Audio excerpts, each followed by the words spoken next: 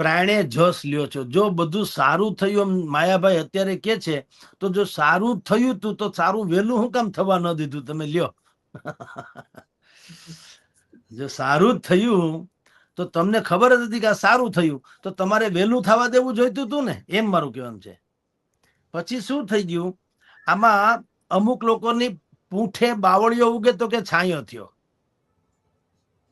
પછી નાચનારીનું આંગણું વાંકવું. એમ હવે આપણે પછી માની જીદી વાત છે, પણ વાસ્તવતઃ એવું છે કે દરેક લોકો હવે આમ આમ ઢોલ મારી અને ગાલ રાતો રાખે છે.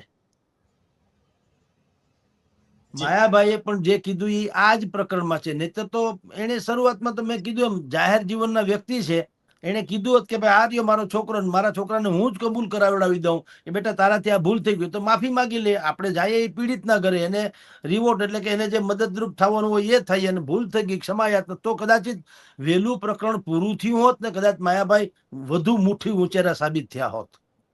5 ડાયા માણસોને લઈ જાય કે ભાઈ સોરી બાળક છે એનાથી થઈ ગયું અપરિપક્વ